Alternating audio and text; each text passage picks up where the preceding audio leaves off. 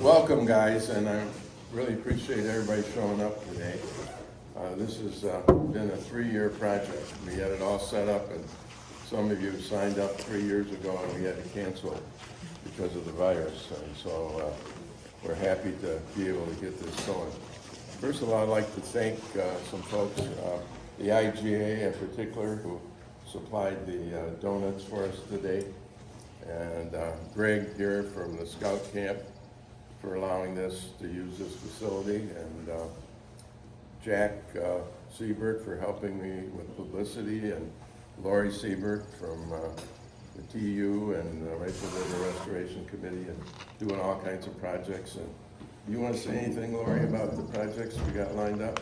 We're going to have a river cleanup on June 11th, and we're waiting to get approval for Gamble Creek to do some stream restoration in August. We're just assuming they're going to say yes because we want to do it.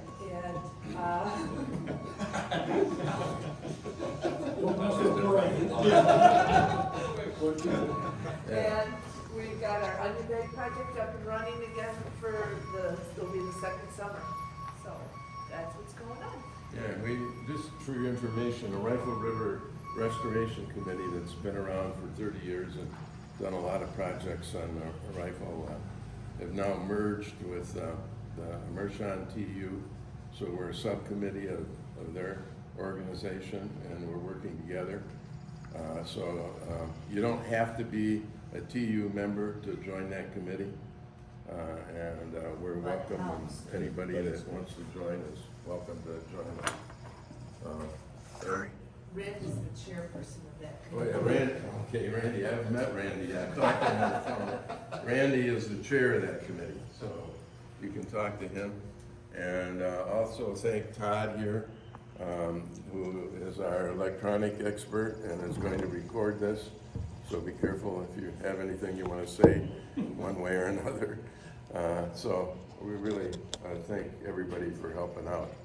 And especially Patrick, who's here. I've heard Patrick do this presentation in Washtenaw County, and I know it's very exciting and something you'll learn, and he'll keep you awake the whole time. And we do have, talking to Greg, and you can say more at the end, unfortunately there's no real log jams along the river that we can drive to this year, but there are some on the creek that runs into the river, and we can drive down, and there's a path to walk up to those sites. So we'll do that after we're finished here to end up the day. And Patrick is now with the DNR. He is from Ohio, but don't take that against him because he went to Ohio U, which those folks don't like Michigan or Ohio State any more than the Michigan people do. So that's right. He's one of us in that regard. And he has a degree from a bachelor and a master's degree from OU in geology. And he's going to explain. Geography. Pardon? Geology. Geography. Geography, okay, yeah, geography. Yeah. I still don't quite understand how these things all relate, so the presentation will pull those together. He's married and has 2 little girls that hunt and fish with him all the time, and really a nice family. So, Patrick, it's all yours. Thanks, sir. This is unofficial record, so you might need to.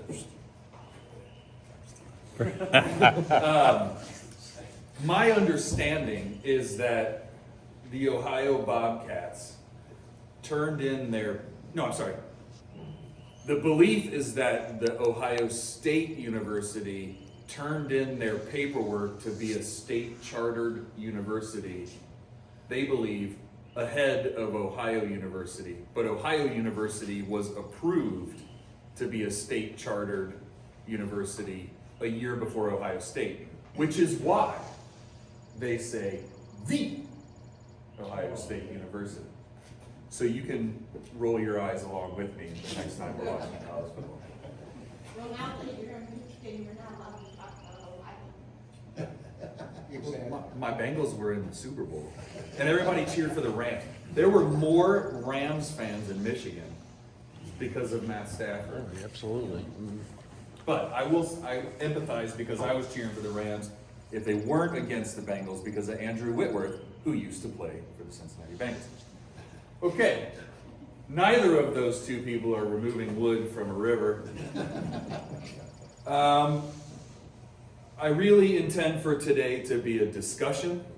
So if you have questions, by all means, jump in, ask questions. If you have answers, you can share those too. Because I don't have all the answers. And my plan today is not to give you a prescription of how to do this work. It's not a stepwise fashion. What I hope to accomplish today is to improve your understanding of wood in a river, to make you better decision makers while you're out there. I will not be on the river with you moving wood. But if you can go through what we're talking about today and have that lens while you are doing the practice, I think that we'll all be better served for multiple aspects of not just what the river health, but human health for all users. And the difference, Dave, between geography and geology, geography contains a lot of the geological sciences, but it also brings in the human interaction with the landscape. It's not just the physical science. You know what I'm saying, Josh? Fellow geographer back there. Woo!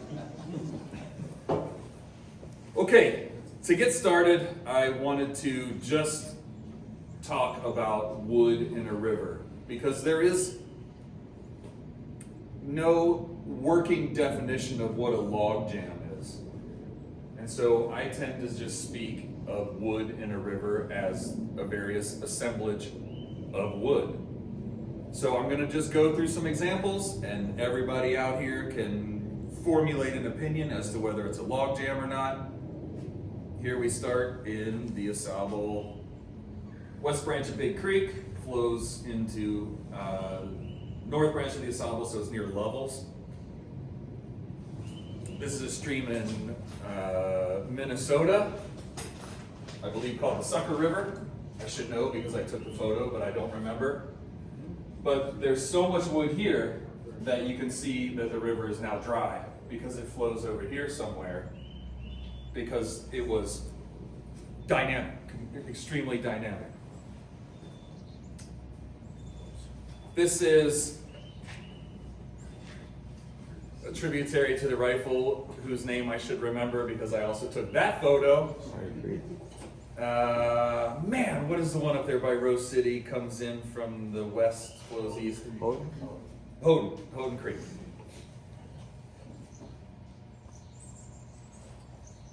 Notice the orientation and the density. That's not Houghton Creek, that's the one north of that. No, south of Rose City. Prior? What is it? Clacking. That's Clacking Creek. That's a private. Somebody wanted to build a home there over here on the side. So I was there and I really enjoyed the creek. Here's wood. That's up near the Akiak. This is the Black River in Headwaters TU area. Carl, gotcha. This is West Branch of Big Creek again. For those of you that can't see, that's Neil God. For those of you that can see as well, that's still Neil Godby, whether you can see him or not. But what's important here that I wanted to show you is this is an old school cross-country ski pole that's touching the ground right here. And this is Neil almost waist deep, just downstream of the log.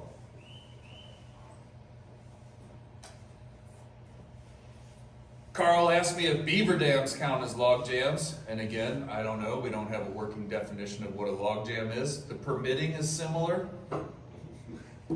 so keep that in mind. This is an old beaver dam. This is in Stillwater, Minnesota, for a stream training class I went to. This was after a 500-year storm. This is just an aside real quick, but we were trying to do this technique where you go in and you have a monumented cross-section with rebar, so you know exactly where the cross-section's supposed to go. 2 years prior to this, they had put in what are called scour chains, which are chains that you drive into the bottom of the river, and then after a big flood, the sediment moves out, but the sediment moves back in a natural river, in a healthy river. And that chain used to be right at the top of the stream bed. And after the sediment moves out, the chain falls, but the sediment comes back. So you can see how deep the conveyor belt of sediment is. After this 500-year flood, we tried to dig for those chains, and they were 3 feet lower than where we were, which then means, you know, everything kept sloughing in. So by the time we gave up, we had like this hot tub sized hole in the bottom of the river that we were. Anyways. If I haven't mentioned it, I am happily a nerd.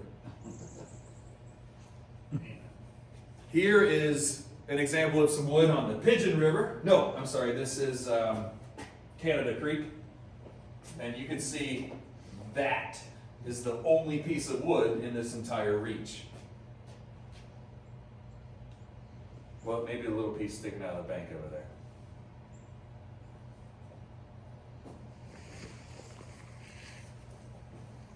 Added this photo because this is wood that was added as part of a stream restoration project, or I'm sorry, habitat project from the CCC, you know, what, 50 years ago, 70 years ago? This stream in Canada Creek is so stable that the water going up and down, this is almost base flow, and this is a flood. You're 12 inches different. It's a lot less flashy than we are here in the rifle. But over time, the angle of this log, when water goes up and over this log, has caused erosion of the bank. Because what happens is when water flows over an obstacle, it falls off of the obstacle perpendicular to the obstacle, not parallel to flow. So as it comes up over this log, it's actually inviting water against this bank.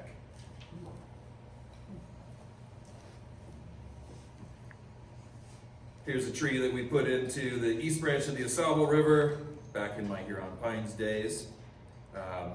You'll notice the difference between that structure, which is round turned cedar logs, posts, and spikes, and this being a whole tree laying there. You can see the cut end on the butt. The three-dimensional structure of that and the branches add roughness, which slow the water down, which breaks up the hydraulics of the stream trying to go over and perpendicular to the structure. It gets into having the branches like that and that three-dimensional nature makes good nursery habitat for juvenile fish, but it also catches a lot of leaf litter. So then it slows the export of organic matter from leaving the stream. You want that. They would refer to this logjam as sticky because it catches things. And like the leaf packs that all of your mayflies and dragonflies and all of those juveniles eat, you slow the food chain down to stay put. Yeah, go ahead. Do you want the tree pointing downstream or up? So the question is, do we want the tree pointing downstream or up? This tree is pointing downstream. In this case, it's okay because this, if you look over here in the foreground, this is one of those super stable streams where your stream power from low flow to high flow it varies. It varies very little. Good. It doesn't vary very much. Damn, I did it again. Anyways, because in this case, this portion of the stream is overly wide, so we want to try to get the roughness back here to induce deposition, and then because it's very three-dimensional sticky, it's not gonna cause the resuspension of materials back here in the background. You're gonna scour a channel out on. You'll get a little bit of speeding up of flow over here where you condense flow, and you'll get a little gravel bar at the end and things like that. So you will get depth and coarsening of the materials where you sped water up. But the third law of physics is that for every action, there's an equal and opposite reaction. So speeding up and deepening and coarsening, over here we're gonna get slowing, fining of the materials, and shallowing, which is what we might want, depending on your strategy for stream restoration. So you're gonna have erosion and deposition. Yep. Here's another example, some trees added. This is Mason Griffith Trout Unlimited project. It used to be an old CCC structure, but they've added wood, and now they're adding more natural wood, and again with that stickiness to try to prevent the export of smaller logs. Like you kind of want log jams to sustain themselves when their purpose is for habitat and stream restoration.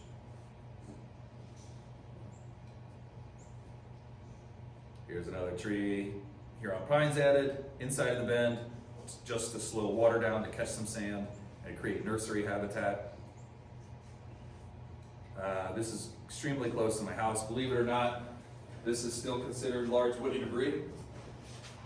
These are like little 3-inch cedar logs bolted down or nailed down to it's like a picnic table underwater. Holds big fish. Allegedly. Where'd you say that was? That's right. This is a project on Rattlesnake Creek into the Black. The logs, you can see Tim Swolinski's group and Headwaters TU and the Black River Council put in some spawning riffles, but then they put logs adjacent just as a method that while the fish are spawning, if an osprey or an eagle comes over, they can dart and they have protection 3-4 feet away, then they can come back out. So it's very singularly focused, but an important habitat type. I want to show you this photo just because there's a lot going on here. Here's one of these old school underwater picnic table looking things that holds big fish.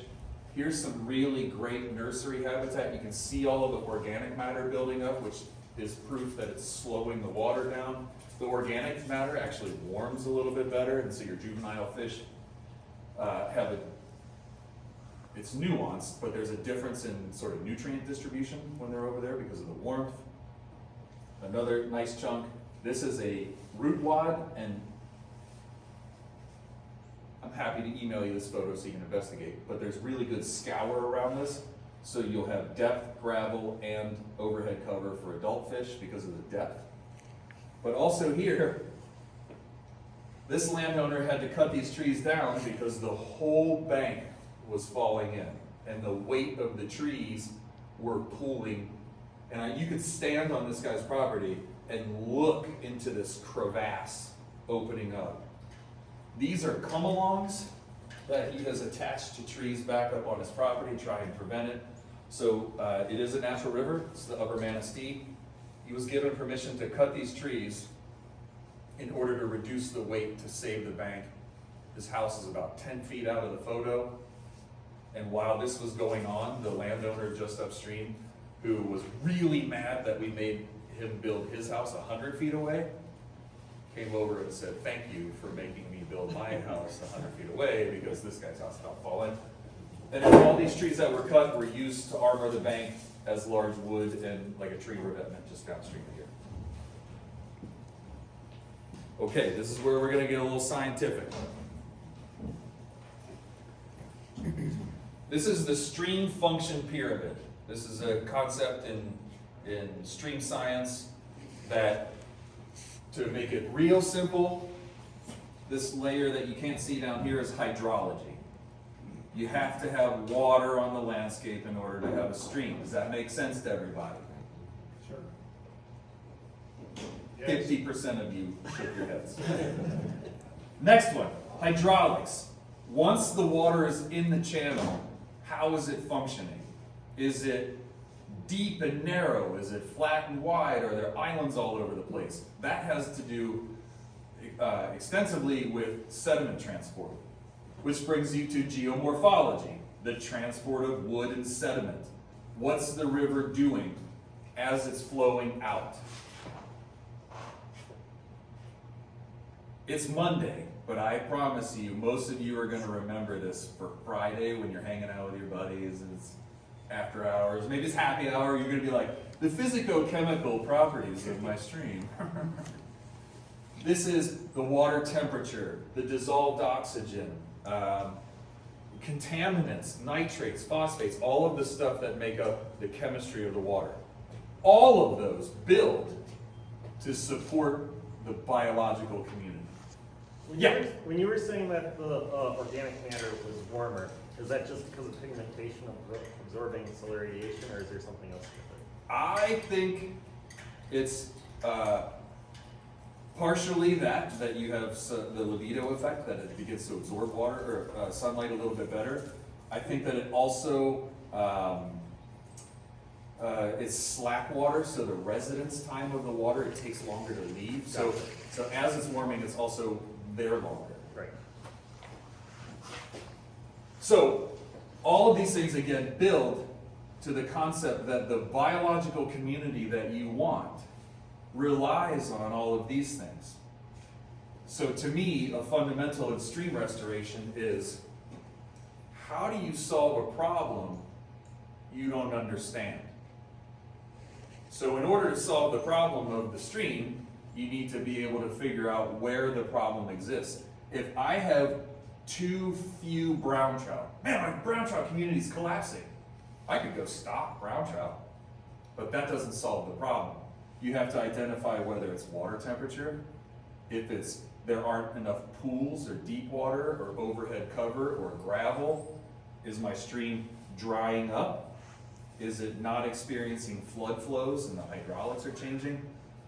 This is an important concept to me, and particularly for today, wood lies squarely in the middle. The quantity of wood growing is going to change the hydrology for water delivery to your river. When it falls in and is transported, it's going to change the hydraulics, which is going to change the geomorphology. Then it provides direct habitat through algae growth on the surface area of the wood, which grows your bugs, which feeds the fish, which so on and so forth gets you to your biology. Now remember, I said that we were going through the importance of wood. If you don't understand the importance of it, you could very easily disrupt its process while trying to move wood. This is Michigan's fresh off the press stream quantification tool. This begins to quantify the importance of wood. So you go out and you measure every stick and log jam, and so I say, this is a log jam. Measure the size, the depth, compare it to the channel, and it gets a score. All of the different pieces of wood get a score. You go to the highest wood stretch in your river, and you say, how much is it? And then you have a numerical value. I love this, because then when I work with Trout Unlimited chapters that say, we need to do a woody debris project, I say, why?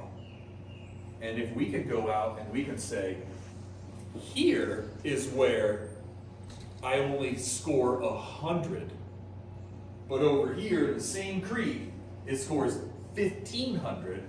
It shows what the creek is able to do and where the wood is devoid. So it gives you a target of what the right amount is. As you do the amount, you go from 0 up here to 0.7. This is an index value that at 0.7, you reach the green. And green is good, right? Everybody's like, green. No? This is considered functioning. The quantity of wood in the stream is functional. This is functioning at risk. We're close, but we're decreasing to the point where it's not functional at all. So this whole process, the stream quantification tool, is used in stream mitigation. So for example, Consumers Energy at Hardy Dam has to do a project and they're gonna ruin 1,000 feet of this little tributary. They have to go into the tributary, gather all of this information, do their project, and then rebuild a stream somewhere else to gain these points back. Wood is just one aspect of that. But here's an important thing for me. Notice this inflection point. Once you hit point 7, in my interpretation of this, and the way that I would describe it to a user group planning a project, is this is the point of diminishing returns. You can keep adding wood, but the quantity of wood you add at that point, you're not making the same level gains to get up to functioning. Once you're in the functioning zone, you get, it may not be worth the investment watershed wide. Any questions on that? How do you reach the green zone? How do you reach the green zone? This right here, actually this whole graph, is derived from data collected on Michigan rivers. So this high point here, an index value of 1, is a score of nearly 3,000 points. Again, 3,000 points is derived from how many log jams, how big they are, how wide are they in the channel, how many individual logs, and then that's what derives into the score. There's a whole method to do that. Then what you do is you take your target reach and you say, geez, I'm here. I know that I need this many more points to get into the reference of green. And then that's where you can get creative about how you want to add it. Do you want to get all of your points in one huge log jam? Or do you want to get your points in a whole bunch of little pieces of wood? And to me, that's the artistry of what you want to do and sort of the secondary and tertiary benefits of the wood that you would add. Do you add wood to catch other wood that nature will provide? That is one strategy, and sometimes we object to that strategy, and sometimes we promote it as regulators. And the thing that's really tough for me is if you say, my plan is I'm going to put a post in the middle of the river and a post on the other side of the river, and I'm going to catch everything that comes through. How do I regulate that if I don't know how big it will be? So that's a tough one. But like the log that you were asking, the tree that you're asking about, with all the branches on it, I know that the odds of it getting bigger than that are pretty low because there's enough open channel for it to go through. It's going to catch a lot of small wood and leaves, which is what I want, but I don't want it to be bigger than the original footprint. Other questions? Do we know where the rifle is on this? I don't, and the reason I don't know, I'm going to give you a really political answer, which, by the way, if I ever vote for, no. I'm going to say it's all of them, because it depends on your reach, right? Like, if you go, Officer Hudson, I was trying to go all day without saying the word that I just forgot, so I'm not going to say it. Whatever that access is just upstream of Omer. Don't tell me what it is. You're probably way down here.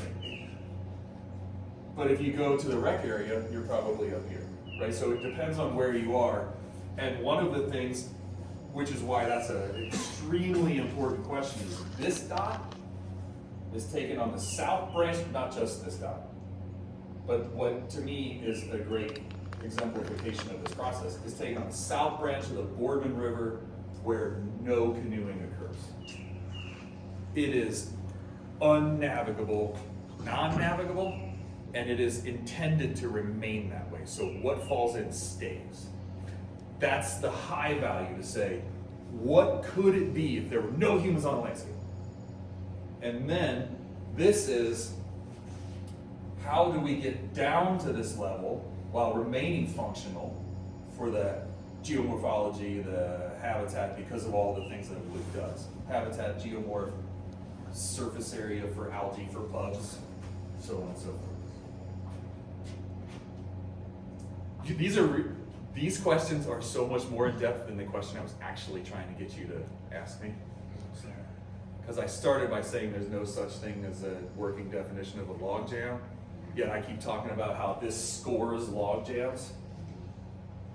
I was waiting for somebody to do it. I have a question. You said the rifle rack is in the yellow there. That means no canoers can get through, so they're basically saying they don't want canoers on the rifle. No, that's not what I meant. Well, because they take care of just their properties. What I mean by it's in this area, my guess is that there's very little clearing, and so what has fallen in stays. But it's not an indictment on preference for navigation or not. The example I gave is that these high points were taken from areas that were not navigable, but the rifle wreck area did not drive this curve at all. Okay. Are there any trees you want to avoid putting in the river, like black walnut?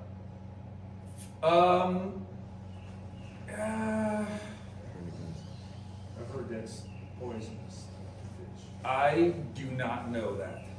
I did not know that. You That's should news use to me. trees right next to the bank. That's when there's large-scale wood projects. What they do is they focus to try to emulate the population of trees, the community of trees in the right area, and that would have fallen. So even when we were flying trees in with a helicopter, we had red pine all over the place, and the big criticism was red pine don't grow next to rivers. So now, still to this day, every time I'm like, "There's one! Like there's a natural red pine! Woo!" But we're also trying to fly oaks in and things like that because of the three-dimensional nature of a big oak tree is abundantly different than a red pine like this. When you're adding wood to the river, do you try and use the stones and other features that are already there to help hold the wood instead of putting glow stick and other stuff in it, or not? That question was, how do you anchor the wood? Back in the day, with the helicopter, we were using the root wad as weight on the floodplain bench to lever the tree down. High flows tend to push them parallel, so now they're talking, the idea is could we do like one post that just prevents it from being pushed? Some people use wood, more wood as ballast. Some people use rocks as ballast. Some people bolt them together. Some people spike them together. Those are all things that we have to evaluate in the permitting process. For me, as close as you can make it to indistinguishable from what would have happened naturally, that's what I'm after. Whether that's a post hidden underneath a bunch of stuff. All right, we're getting way into the weeds about adding wood. Hey, Patrick? Yeah, Howard, go ahead. Just a question. I represent an organization, the Property Owners Association on the Asado. A question we constantly get, and I don't know if this is something you want to answer now or we'll get into it, but I am looking for an answer at some time. Property owners come to us constantly with, let's say, a tree that has fallen from their property onto the river and impeded the flow of canoe traffic, not necessarily the river. So the first question is, does the property owner have the right to remove the tree, cut the tree back? Do they have a right to do anything? The second part of the question is, most often property owners have no reason to even touch that tree unless it's causing erosion to their property, but it might impede the normal flow of river traffic. So if the property owner doesn't move the tree, who can legally do it, and to what degree can they open a passage? So either answer now or later, whatever you want to do. That is, did everybody hear Howard's question? Yeah. That is an excellent question. Are there any other questions? I'll get to that. The question that I was trying to get you to ask is, what's a log jam? Right? Because I have to score it. 3 pieces of wood touching each other. If 3 pieces of wood are touching each other, it's classified as a log jam. They have to be a certain size. What size? 3 inches. Actually, maybe not, might be in centimeters. 3 centimeters? No. But 3 inches in centimeters, it might be 10 centimeters, which would make it 4 inches. I don't know. So what does the classification of it being a log jam signify for you? Does that, I mean, how does, like, okay, this debris is classified as a log jam, but this one that is 3 centimeters smaller isn't? They still have similar impacts. What does that classification of log jam, not log jam signify to you, or anything? Does it mean any difference? That's a great question. In this particular science that we were discussing, a log jam, it's indicative of might, the work it can do on the river, which is why there's a size threshold that, you know, I'm not going to say that this is woody debris in a river. It has to have enough girth and length to be able to impact the river through the hydraulics. So the thing about a jam, and in this, whether you're measuring an individual piece or a log jam, one of the things you measure is it embedded in the banks or in the stream bottom? Therefore, it's less mobile, which means it's more important to the stream to maintain the shape of the stream. If it's just kind of bumping up against the bank and it's immobile, it scores lower because it's likely to move out. So for this science, the difference between a jam is the oomph that it maintains in the stream, which is why a log jam score is multiplied by 5. It gets a multiplier in this process. How long do the logs have to be, and how much contact? Does it have to be permanent contact? Like, it's not a temporary thing. Things are washing down and they bump up against each other, we happen to see it. Okay. That's user discretion. If you're using this large woody debris index, your example that's laying against it, I mean, I might poke around in there and say, oh, now this one's just floating in and not counted as a log jam. But the odds of that are somewhat low because you're talking about the threshold between 2 and 3. Most times it's 5, 6, 7. I'm like, yep, this is log jam. It's, you know, getting into that idea of 2 to 3 logs is kind of splitting hairs with it, and you just have to make the call. Because if you don't, then you still count it as individual pieces. It seems like that would be affected by the time of year. Like right now, we have many more log jams. Right. And that it is, which is why then it's scored for its mobility, because it's likely to move. Actually, 4 doors I'm from, I've got a log jam that's probably not as big as half of this building now. Yeah. That it's crossed. What do we do? Because if it does finally break loose, downriver's gonna have big problems. And it keeps getting built up because farther north up there, it's crowding and letting them flow. We're going to get there. Okay. I'm bringing all this, I'm teaching you guys about wood, but we're going to come back to the idea of now actually manipulating it. Which tells me I've spent a lot of time on the importance of it. Because everybody's like, yeah, So here's a stream. This is in the UP, Thompson Creek at Thompson Fish Hatchery. What you can see is that it's pretty uniform across the bottom, and it's missing wood. Wood is what would provide additional shape to this. The pools aren't very deep. You do have a nice undercut bank here. The point bars are almost gone.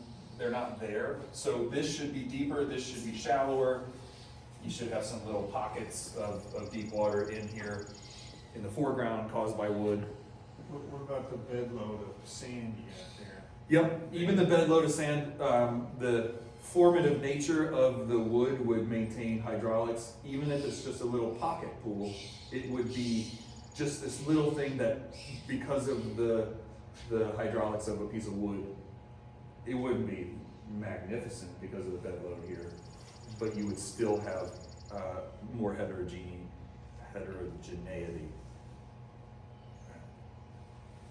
Here's the longitudinal profile. I went down the middle of the stream and I measured and I measured and I measured. This is a riffle. This is a riffle.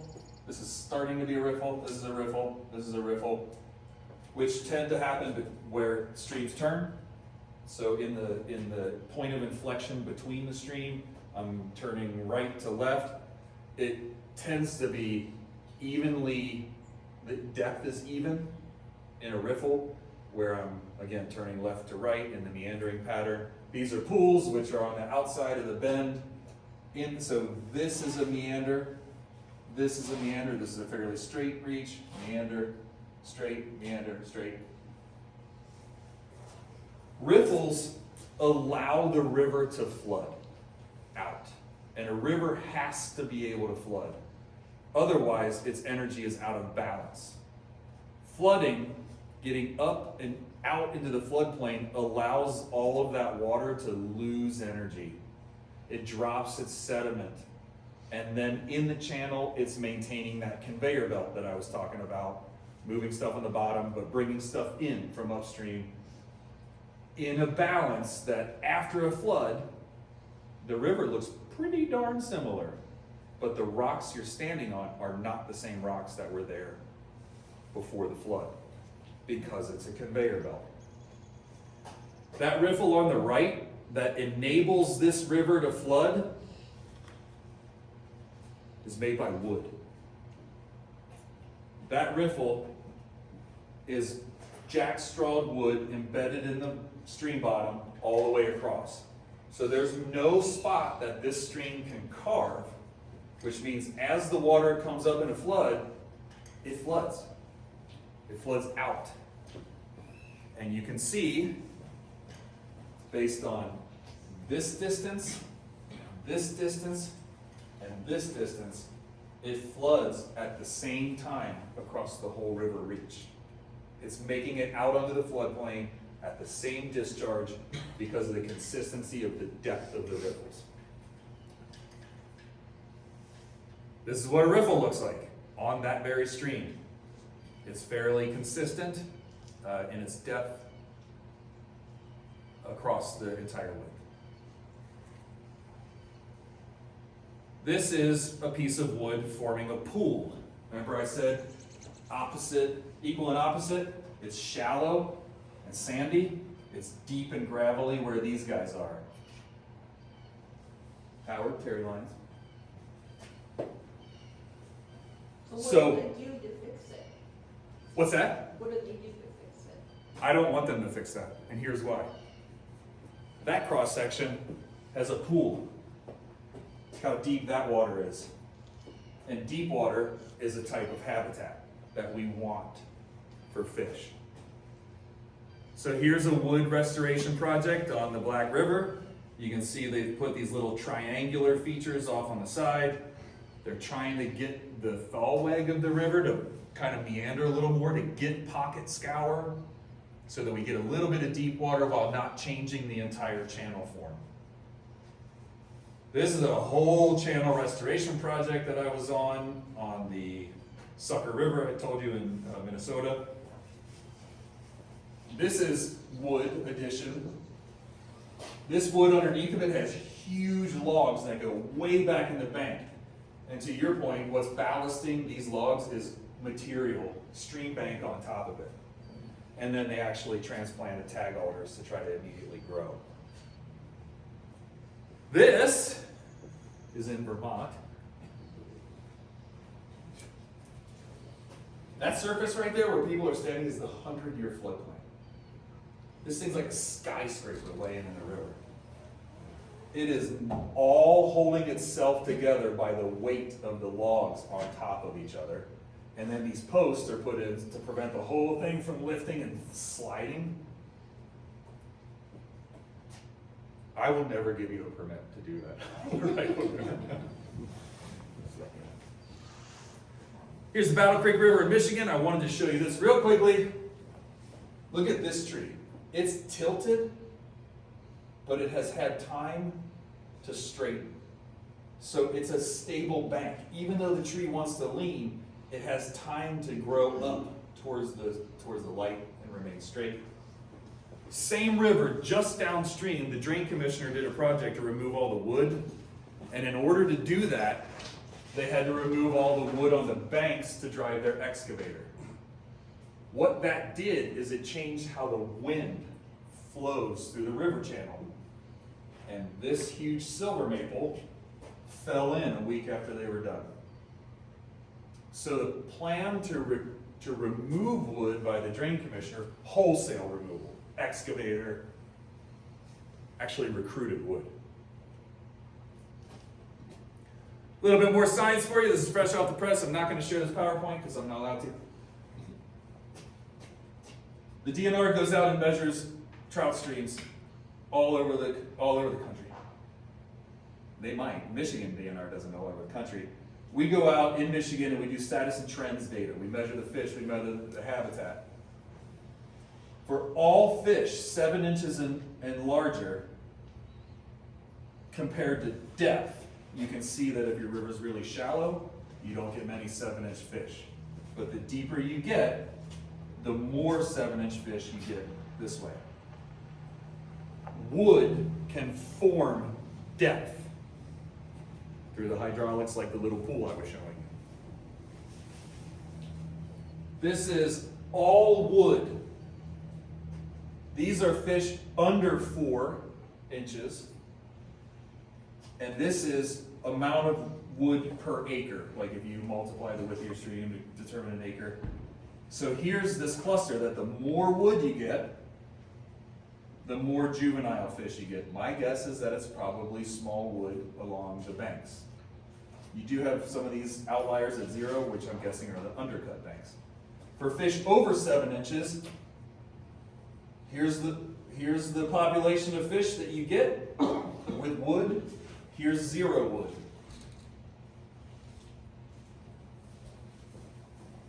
By fish, is that trout? These are salmonids. These are all salmonids. Yeah. And same thing for fish over 12 inches based on depth. So again, the dots are the wrong color here. Sorry, it's not showing up well. As you get deeper, you get more 12-inch plus fish, which then are your game fish and your spawning spawners. We've made it. We've made it through the science. If you did a project on a natural river that requires a permit, the DEQ, now Eagle, is going to put out a public comment period on it. That could be for wood removal, that could be for wood addition, that could be for beaver dam removal, depending on the methods you're employing. Natural Rivers Program, we do also do a, it's called an interested parties notification, but we have a higher bar than Eagle because there are 16 rivers in Michigan that have been set aside as representatives of natural stream communities, the Rifle being one of them. When I make a permit decision, these are the 10 values I have to evaluate.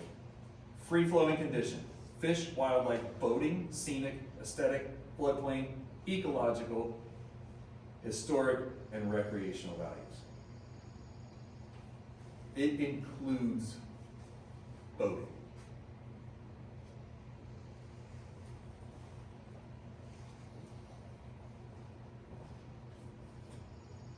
Question? Yeah, I have a question.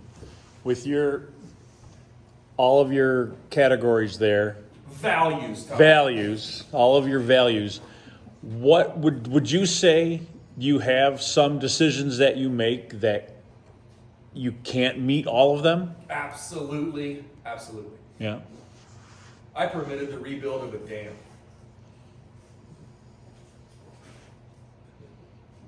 Yeah.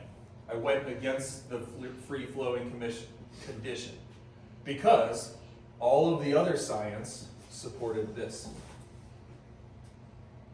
So I had to take one on the chin, allow a dam to be rebuilt, because the warming that it does to the trout stream only lasts for 1 mile. And then it joins the Pigeon River and it's diluted as cold. The quantity of people that camp there, that have been camping there for years and years and years, Tim Smolinski took pictures with game cameras of the quantity of cars parked in the parking lot using the impoundment. So it absolutely is.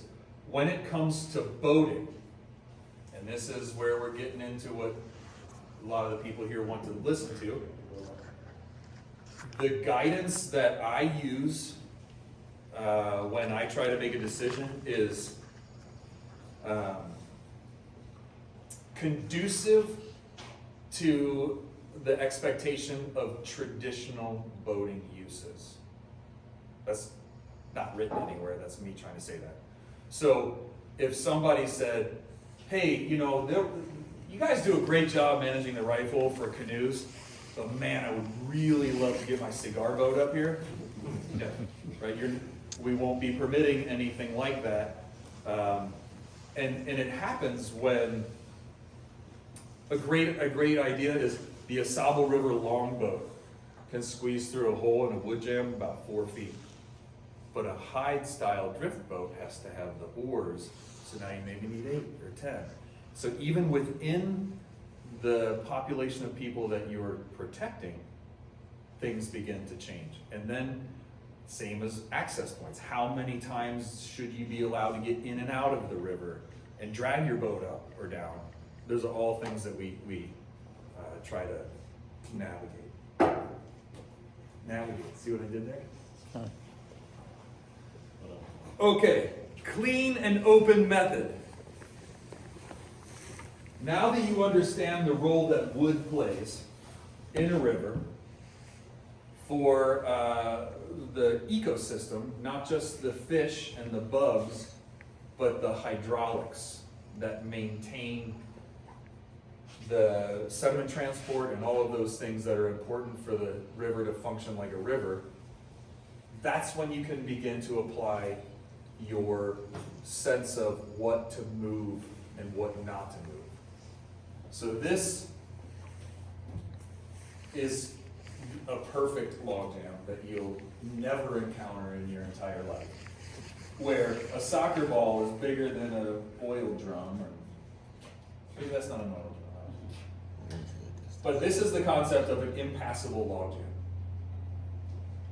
The clean and open method would say to leave the jam like this. You take the stuff out of the center, the stuff that's not embedded in the stream bottom, because remember I showed you the riffle concept. The stuff on the bottom prevents the stream from carving, which prevents instability. You take the garbage out, you take the stuff, and then you leave this space available for the other uses, such as navigation. This flyer is on the Huron River Watershed Council website. One thing that is in here somewhere,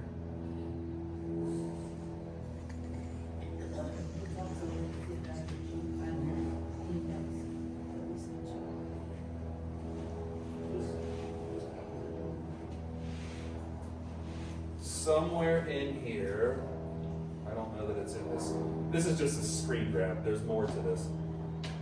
It says that the concept has been vetted by Eagle, then the DEQ, and by the Natural Rivers Program, and that you do not need a permit to do this. As I'm the regulatory authority on the rifle for the Natural Rivers Program, I would agree with that statement.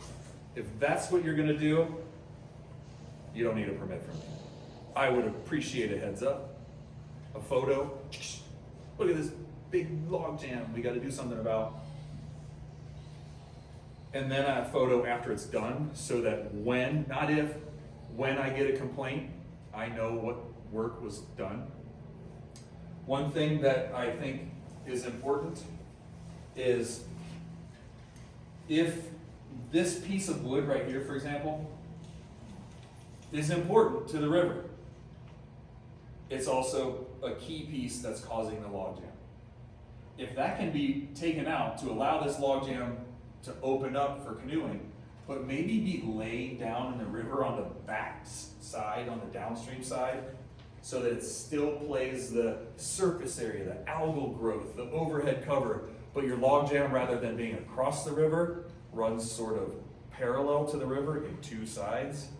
That would be great, because then you're leaving the wood in the river. Eventually, I had to go to a meeting over the Town Line Road, no, the Stover Road logjam years ago. There were several legislators in the meeting, and I said my preference would be that you pulled those logs loose and send them on downstream. Because then when the rifle meets Saginaw Bay, perch need that wood to spawn, right? So like it's part of the ecosystem. I would love it. Can't have a cigar boat hit one of my pieces of wood that I sent downstream. Even all this wood in there, how much wood is too much in the river? Because I've talked to my fishermen. Yep. There's too much wood right now on this upper part. My 5 fishermen guys are having a really hard time. It is,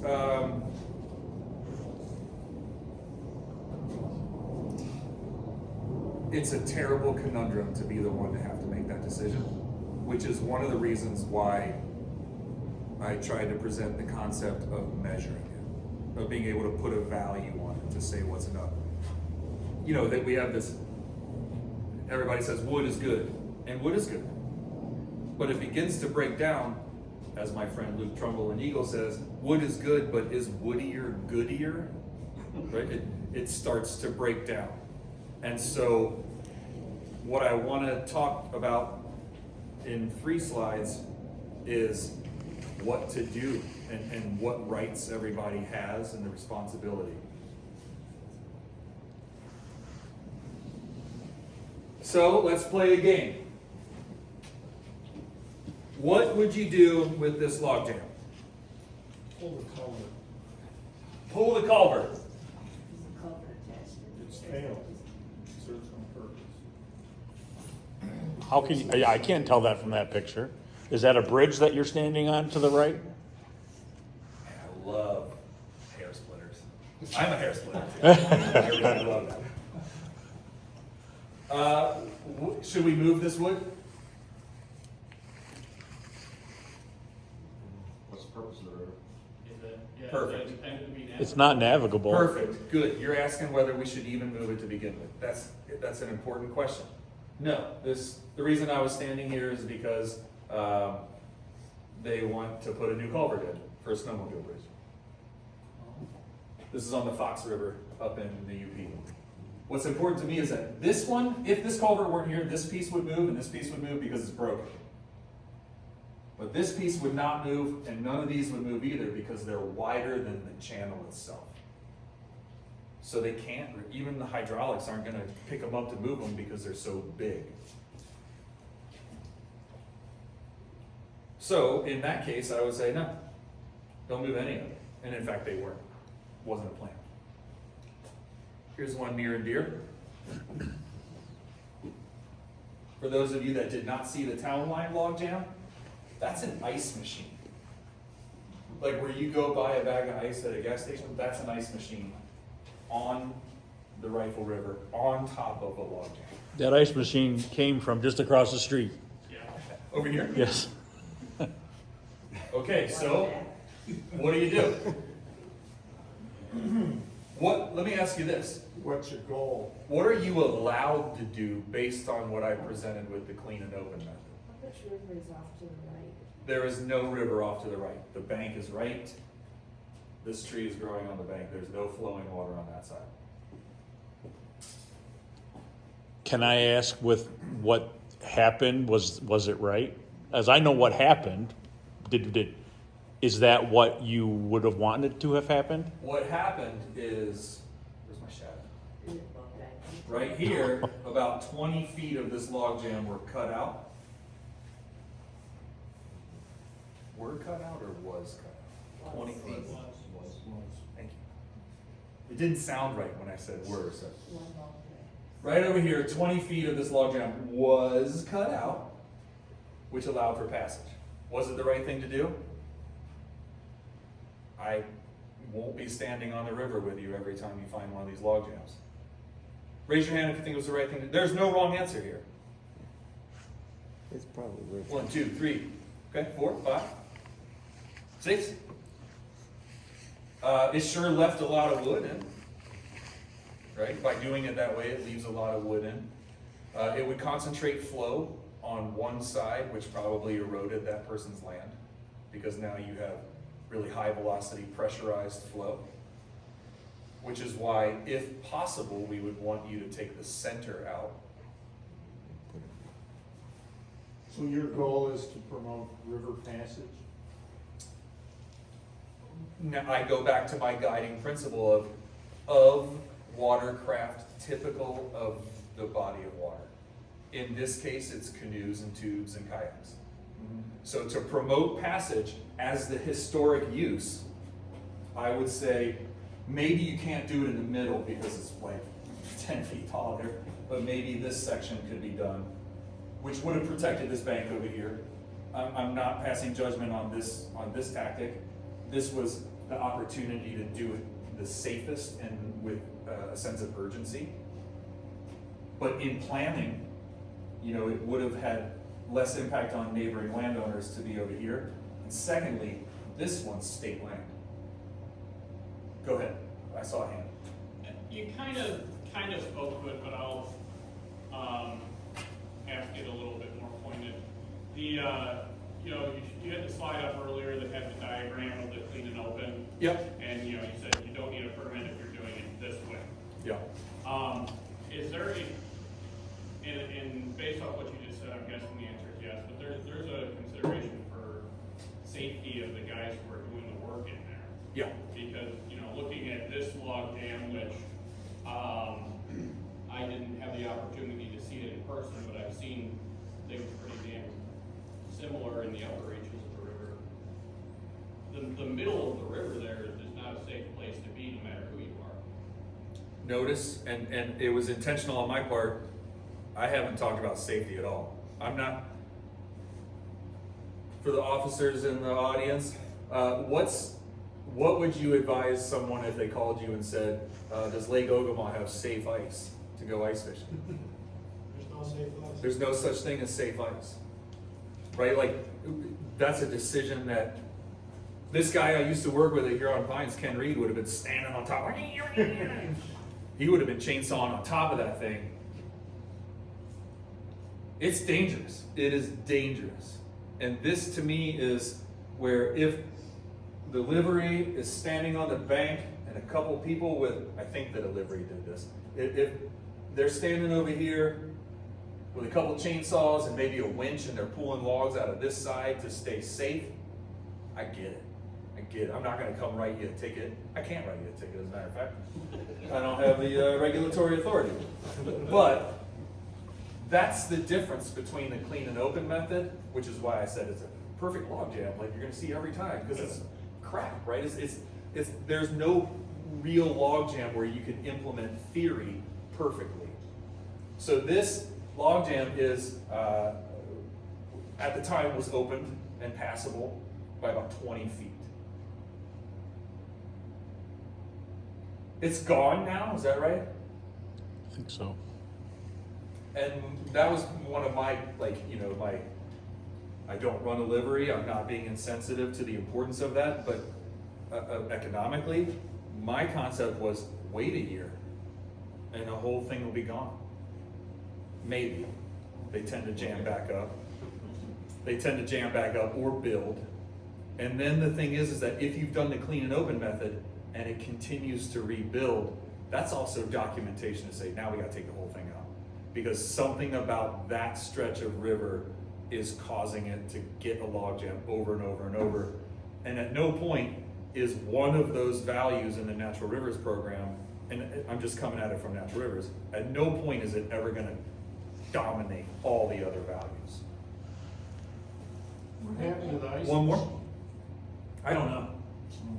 There's a dumpster still at Pinnacle Road, down at the end of Pinnacle Road, still in there, in the same flood. Janice, go ahead. If that let loose, wouldn't they cause another log jam farther down on the river? You mean like that one? Yeah. There's Stover Road. Remember what I said about putting piers in the middle of the river? That's an old bridge. That's Stover Road. But again, like if I look at that and no one, I don't want to discount the importance of regulations on paper. I'm not going to stand out there with you when you hook to this log and find out whether it's embedded or not. Right? So when we look at the clean and open method and trying to take this log jam out, the stuff that's on the bottom of the river and embedded in the banks is technically owned by the riparian landowner. You need their permission to take it out. Isn't that owned by the state? Not this one. The one that we were just looking at is state. That's state land on that side. And in fact, we talked with the Forest Resource Division and asked if we could store all that wood up there. Like, if we had the ability to move this wood, could we leave it all on state property? And the answer was yes. Was that river used for commerce? No. Well, commerce in terms Logs of. down the river. I'm sorry. Did they run logs down the river years ago? Oh yeah. So. Which is probably why there's Whitney Drain, or not Whitney Drain, the Rifle River Drain, because they straightened the end in the last 1.25 miles. Yes, it was used for wood. Yeah, I don't know. I would think the state. The state would what? I would think the state would have some say on that log. We do. And the other one too. Technically, the state would own from the river right there, that way. But in the application of the concept of wood management, I would want to see the stuff embedded in the banks and embedded in the bed remain, and all of this stuff on top go up there or be redistributed, while noting what Janice said about the fact that it will rebuild the log jam somewhere else. But the river's job is to do work. It has the energy to move wood and sediment. If you take one of the items away and you take the ability for the stream to distribute its energy, guess what it will grab? Sediment. And it'll carve down and then out and start blowing banks out. And in an old growth forest, recruits wood. So that's why it's trying to understand that balance. I'm not gonna prevent anybody from taking this out, particularly, what, 1.5 miles upstream of Saginaw Bay. There's a lot of canoe traffic through here. It is ripe for the picking of this logjam being taken out. While being taken out, I would love some discretion of the person doing it to understand the importance of wood in the system, to make sure that the pieces that anchor the stream bed and banks stay. Which goes to permissions. Go ahead. This is slightly off topic, but early in the slideshow you showed a picture of a completely locked river, like there was no flow going behind the jam. That's right. Is there like, if you were making a decision on that, like, is there ever a circumstance in which you just leave that and allow the river to completely divert, or? That one occurred during a 500-year flood, that diversion. Yeah. The channel avulsion. There's nothing anybody could have done about it anyway. Both this one, this is subtle, but it was really important to me.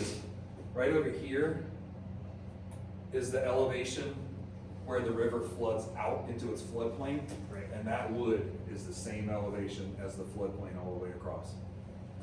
This one, same thing. Bankful elevation is right about where this tree is growing, and the bank where the guys took the 20 feet out over here was right here.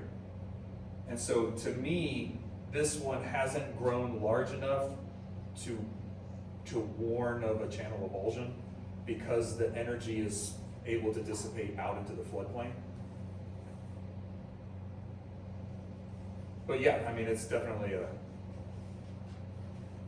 again, while being sensitive to private landowners and people that bought homes along the river, a river unmanaged would do that movement and have no harm, right? It would flop over there, and you know, if you get on Google Earth and you look at even the rifle, you can see these meander scrolls where the river has just constantly moved and moved and moved over time. And so that's part of the risk of living on the river, is that it may do that. Now, the Army Corps of Engineers might come put it right back. But. So, whose responsibility is it, Howard? You asked me that question. I'm gonna I can email this to everyone afterwards. This is the guidance that when somebody calls and asks the very question that Howard asked, this is a one-page document that I can share. And, you know, what we said was, and this is, I understand the anger that this may cause. We're not seeing it if it's up there. Good. Not causing any anger. I'm happy to share that blank screen with you, Todd.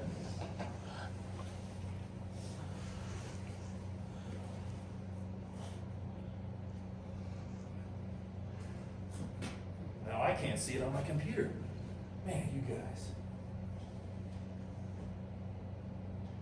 What did I just do? Obtain landowner permission.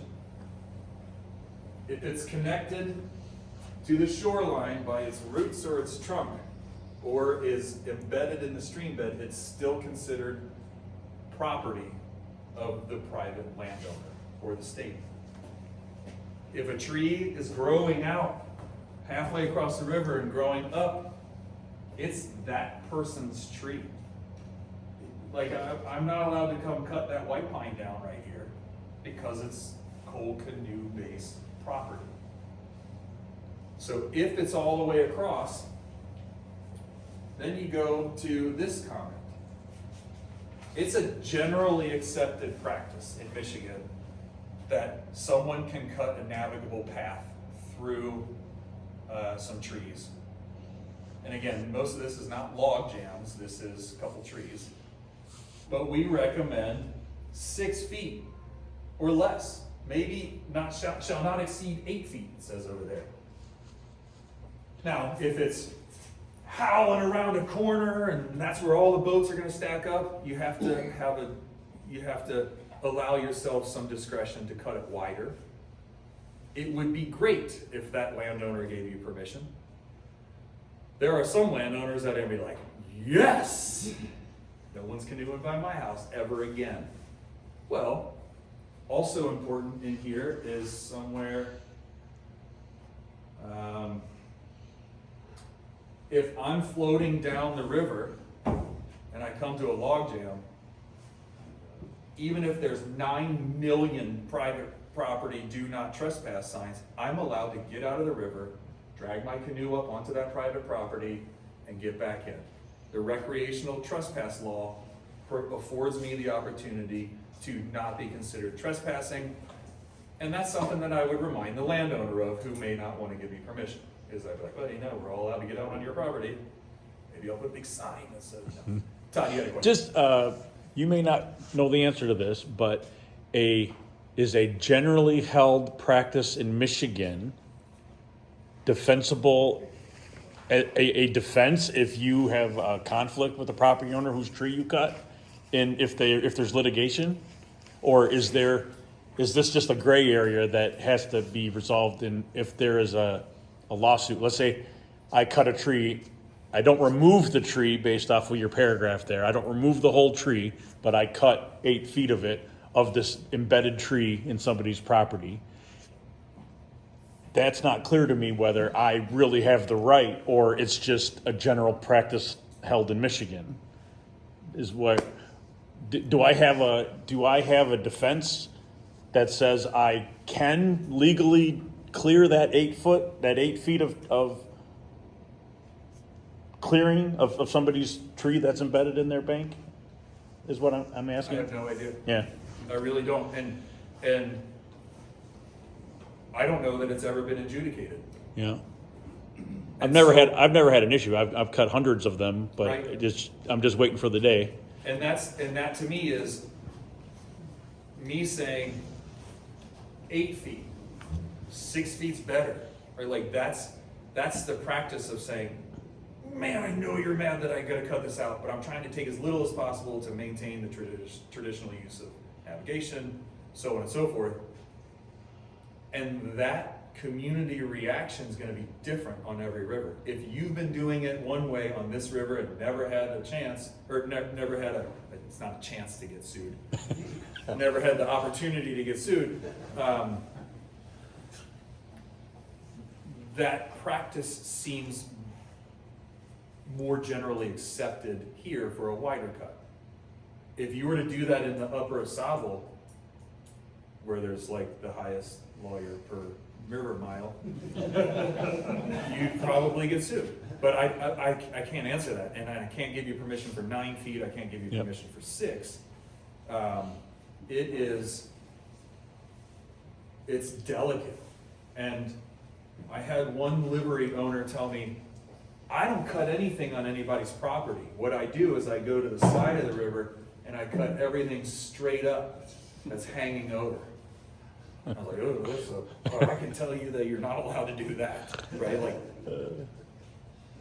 and so I think that my goal today is that understanding the role that wood plays would add to the discretion of the folks doing the clearing to be able to say, you know, let's pull this log out and put it halfway up on the bank so that it's still touching the water, still provides a little overhead cover. It's not going to resuspend. But one thing I forgot, to Janice's point, let me do this again. No, not from the beginning, current slide. Remember that 100-year storm log jam I showed you where it's like a skyscraper laying on its side? That was all ballast weight. That was all the weight of logs on top of it. Some of these logs are being held down by these logs. Because let's talk about this log right here. Let's say it weighs 1,000 pounds. If I cut it once in half, it's now 500 pounds and easier to move, both for you and for the river in the future. So if I cut it into 10 pieces and each of them are 100, the odds of it moving again increase every time it's cut. So if these chainsaw winches, or I've seen a backpack 5 horsepower motor with a rope and pulley system to pull logs whole, if you can anchor to something, and again, not on log jams as big as this, but if you can anchor to some of these key logs, rope to it, pull them up on the bank over here, you have their own weight to prevent them from floating again. But you're opening the key pieces that are the ones catching all of the other pieces. In this case, in order to do that, you would have to remove these concrete pilings. But that's the concept of, if you think about that old game of pickup sticks, and dang it, Dave has seen me do this once and I forgot it. Last time I did this 3 years ago, the whole time we were talking, I had a Jenga game. And I would pull one piece of wood and I'd set it up and I'd talk and I'd pull one piece of wood. You can move wood all around, but eventually you tinker so much that the whole thing fails. And the same is true for the importance that wood plays in a river. You can move it around, but eventually it may fail and go completely out all of it. Yes, sir? What would a drain commissioner do with that log? Not ask any questions. Dynamite? No, they likely excavator and haul it all out. And that's what happened with this one. It was all hauled onto the west bank, I believe, and trucked off through a donation. And then the NRCS paid back some of the gas, I believe, to the excavating company that did it. You don't use that. No, dynamite's pretty frowned upon these days. There are still some Beaver Dam work that get done probably in If anybody that's not familiar with this log jam down at Stover Road, if you have ever, the amount of politics that were involved with this one was insane. And in even further up road at US 23, back when there was the jam there, and they excavated it out, and then the water went rushing down and it flooded the whole Omer. There's a whole big Rifle River drain district that's happening now because of these situations. So it's just a political mess down there. So to me, again, purely scientific textbook, this river, or this logjam helps this river flood. And flooding is how rivers dissipate energy. It's how they rejuvenate the nutrients in a floodplain. That's why there's a lot of farming that takes place in floodplains of rivers, because there's a lot of nutrients from the fines that are deposited there. We have encroached upon the floodplain of this river with homes. I'll leave it out there. I'm just going to leave it at that. This was removed. There is a plan to expand the drain district so that everyone in the Rifle Watershed is paying into a fund to do this kind of removal work. Right now, the plan is not to increase the designation of the drain, just the district for the people that have to pay in. It's still that 1.2 miles at the lower end. I will fight with all of my might to prevent the designation from going into the natural river zone. I find it incongruent with the values of the Natural Rivers Program. Yeah, hot button issue. I was with Wentworth and Stamus in that meeting when I suggested just floating all of those to Saginaw Bay. And everyone in that meeting just stood with like, it's your fault. And then that person pointed at that person, that pointed, and it all the way around. All the way to the road commission should have taken these out. Well, the intent of leaving these in was to prevent ice from banging into the new bridge. I know that I'm not answering there's no smoking gun, silver bullet. Yes, sir. Recreational trespass. Yep. I like that phrase. In regards to that and that log jam that's upstream of you, that last time I was there, it was kind of breaking up. It wasn't as bad as, I'm telling you, the last time I was there last year, it wasn't as bad as it was the prior to that. We ended up cutting a portage, a very nice deluxe portage, around that thing, because there was no removing it. Yeah. Is cutting a portage, because it was thick. It was like, it was jungle. So that's what we did, is cutting a portage supported by this recreational trespass thing. I'm gonna answer a couple ways.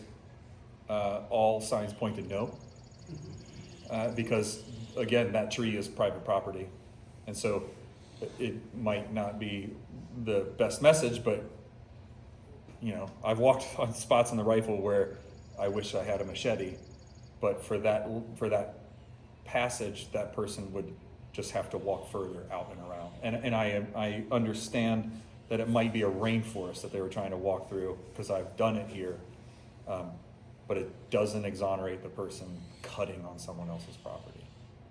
Second to that, that vegetation is protected by the Natural Rivers District, that anything from 0 to I think 75 feet on the Rifle, all vegetation is protected, unless it's invasive.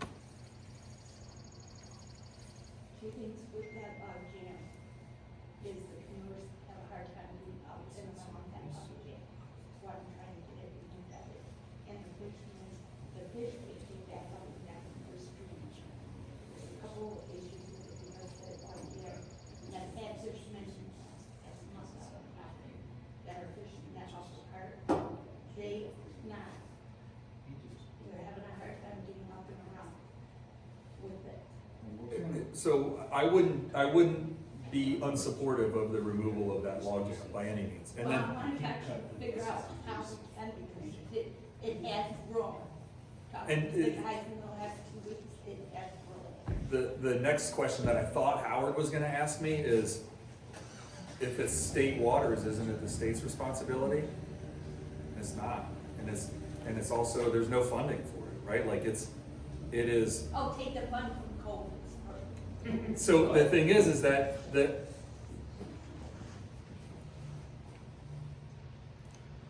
again, delicately, there is risk for me to get in my car and drive home today, right? I wear a seatbelt, I obey the speed limits. People are going to get injured, hurt, and unfortunately killed. It takes understanding your own skill set when embarking upon hiking to get bitten by a snake. We can't sanitize the entire river from all risk. So I'm happy to work with you on that logjam to say what's the right amount, what's the right location for the removal. If it continues to build every year, even after the removal attempts, then maybe there's a more wholesale removal process. There was a law passed years and years ago, not years and years, 10 years ago, that a drain commissioner can remove wood from a river even in a non-designated drain. So you could campaign to your drain commissioner for that assistance as well. They don't have any money either, because it's not a designated drain, but they have the authority. Ray knows what the logjam is. He's the one who. Yeah. I've had pictures of it. And I mean, this is not a joke, but like when I need a picture of a log jam to give a presentation about log jams, I come to the Rifle River to get it, to get the photo. Like you guys jam more than most places that I've seen. In the Alger with all the, in the Thunder Bay, and the ash borer, it happens. It happens. If the river, again, theoretically, if the river is in good, healthy shape as being stable, it passes the sediment it gets, it passes the material it gets. It's okay for it to flood, it's okay for it to build log jams. Eventually they break up. There might be channel avulsions. That's not with the intersection of humans on that landscape. We do a break? Yeah, sure. I don't have any more PowerPoint stuff. We had talked about going down at this little creek to take a look at some wood and talk through it. I understand that this is a hot topic with no answers, so I'm game to have continued discussion. Let's take a break. We'll come back here before we do anything else. Have a seat. Patrick, go ahead. When you finish, then Matt's gonna tell us how to get down to the creek. Yeah. Okay. We left off with a question from Howard that I said would be a good question to come back to everybody, and I promptly forgot what the question was. Am I supposed to be listening? Didn't you ask a question that I said would be a good thing for us to come back to? I asked the question that two-parter about if it's hooked into the property of owners, tree and land, or if it's not. And generally on this, first of all, let me say, I've never seen log jams like this. Yeah. On the Asaba, they don't grow this big before somebody does something. But often what it is, it's a property owner's tree has come down and blocked, let's say, half the river, which that sits there for a long, long time, and no one's concerned about it. But then all of a sudden, another log or two float in. Yep. And that's where the problem exists. We had one this Saturday where we just had to ram it, go through brush. So, do I have the right to bring my handsaw or a chainsaw and cut out 6 feet? I'm not a lawyer. I'm not going to pretend to be one. I'm not law enforcement. I'm going to say that using the word right is probably not the correct thing to do. It goes to the generally accepted practice. I don't know that you wouldn't get sued. I don't know that you would. The river's blocked. There's no way through. So, it's the Asaba. Sure. And it's dangerous to leave it there. So, I think right is the right word. Can I open up that river as long as I'm not touching the property owner's tree?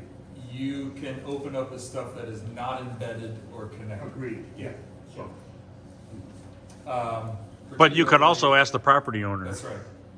right? And if you get agreement, but that's not always convenient when you're floating by and they're not home, or they're not up for the weekend, right? So Sometimes it is just what it is. Around the corner, you got a problem. Right. We were on the South Branch, we were probably one of the first people down this year. Okay. Yeah, Dave. You know, my question is related to that, is do you really need a permit to cut? Or you just cut and run the risk of a lawsuit? But do you need a permit to put wood into the You do need a permit to put wood in. Technically, you need a permit to take wood out. If that's where you get into the clean and open method, is that there's some leniency being provided that if it's not embedded or connected, it doesn't need a permit. That does not mean you don't have to get the permission of the landowner. That's the whole clean and open method is based on the premise that it's been agreed upon by the people that own the property adjacent. But this is still stuff floating. This is not stuff attached to anything, it's just drifted in there. That's where the stuff that has floated in is what allows you to not have to get an eagle permit or a natural rivers permit. Does removal, the term removal of debris, is that the same thing? Removing it from the river and putting it on the bank, is that removing or is that relocating versus removing it from the jam and putting it downriver a little bit? Relocating it from a blockage to a stream revetment, a bank revetment, versus taking it from the river and removing it out of the water. Is there a difference there as far as permitting, as far as you're concerned? Or as far as we're concerned in your perspective, I guess? So where that crosses a threshold is based on what you use to do the removal. If you're using chainsaw and hand tool, same as the Beaver Dam question. If you're out there with some volunteers pulling it up onto the bank, hand tools only would not require a permit if you're not getting into the stuff embedded or connected to the banks. If you were to redistribute the wood on the downstream end, where you would need a permit is if you anchored it. If you put a duckbill in it, or you lashed it to something else, because then you're creating a structure, and the structure needs the permit. If you just relocate it downstream and kind of prop it up and hope that it's not gonna cut loose, that kind of goes within the leniency provided of not requiring the permit. Did they have a permit to cut out the 20 feet on the big one jam? No. Should they have had a permit? And my other question is the permit from you or from Eagle or from both? It would be from both if what they cut was embedded in the banks or the bed. If they cut the stuff that is on the center of that log jam, like if what they cut out over here, if they just cut some stuff to allow for passage and didn't get into the logs in the bottom of the river or the banks, it wouldn't have required a permit from either. It should have had the landowner permission. I don't know whether it did or not. It did. Anyway, It did. It did have permission from the it did landowner. have permission. It seems like They traded it It for was canoe what- access further upriver at the livery owners. At the liveries, Yeah. the property owner could use his livery to drop in boats in exchange for letting them access to come down to access the river. so. Maybe there's even some horse trading going on. And it was complicated to get in here. Like it would have required private property access to get in there to do the work anyway. Trying to do that from a canoe would have been cumbersome, let alone dangerous. Other questions? Yes? Are you saying that conservation easements, in terms of working on the banks? So I'm gonna interpret your question, and if I don't get it right, ask it again. The working on the banks would require review by the holder of the conservation easement to see if it's in line with what was protected in the easement. It doesn't have any bearing on whether I would issue a permit or not. It has bearing on landowner permission. If it goes against the conservation easement, then that's an issue. We have a case like this on the Boardman River. Landowner cut within the buffer. They're not allowed to cut within the natural rivers buffer, but it was also a conservation easement. So they're in trouble with both. Did I get it where you were going with that? Okay. I apologize for the deep sense of mystery that I'm leaving you with, because there are no perfect answers. Just go ahead, answer your emails for about a week. But the thing is that there are clear legal definitions, and the world of every river has been operating in the gray area. The gray area is of different size in each river. Like you said, Howard, clearing that entire log jam on the Asaba River would probably have some phones ringing. We probably don't get one that big because it's been cleared prior to that, even though the stream power on the rifle builds those faster than it does on the Asaba. Yep. In our watershed, we have some unstable banks, but because of the way they were created for the removal of the dam. And if we were to cut logs and move them to there, of course we'd like to stabilize them, but even so, if we made some changes that caused the change in the shape of the river, and it was clear that was going to happen, can a landowner stop us from doing that in anticipation of the change, like a developer?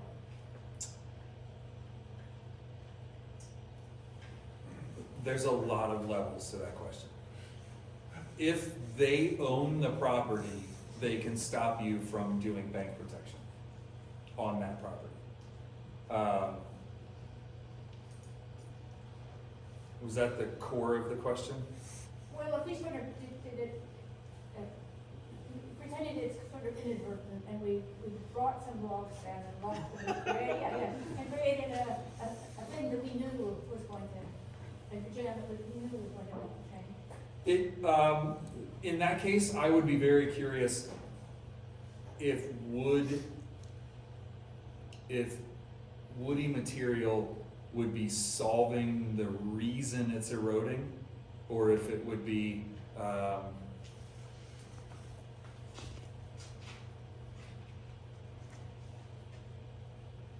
seeing as no one has anywhere to be, we're going to go through this whole PowerPoint again. If the problem causing the erosion is because of hydraulics, wood's not going to fix it. I heard you say it was associated with a dam removal. Is it upstream of the former dam? Yes.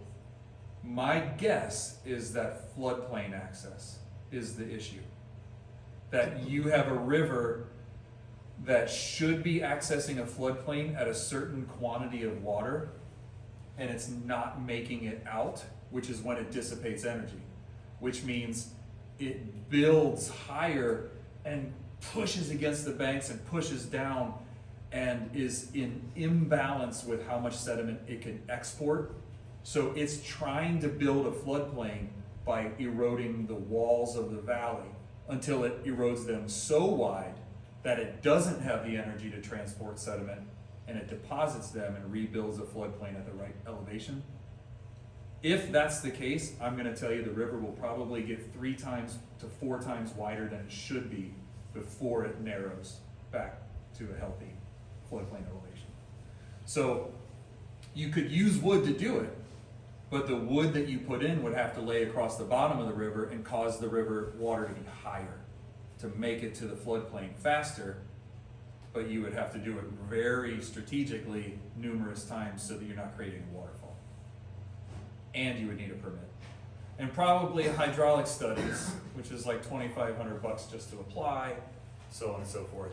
But if it really becomes an issue, that's the other part of my job, is to do some of that forensics to understand what's going on with the stability.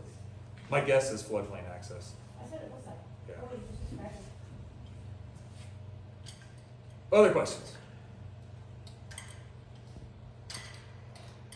Taking what you've learned today, we're going to go with Matt, I believe, right? We're going to go with Matt. If you want to join us, we're going to walk down or drive down or a hybrid of the two. And then we're going to look at some wood in the river, in a creek, not in the rifle. We wanted to identify a log jam to which we could drive, but we didn't have a good one. We'll shuttle down there, it'll be like less than a 5-minute walk to the Okay. actual.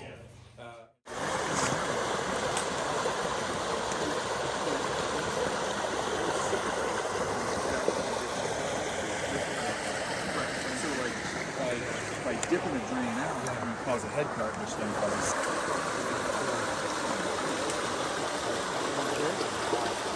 Before we dive into all of the wood management discussion, let's just look at a couple of things. See that tree? The cedar?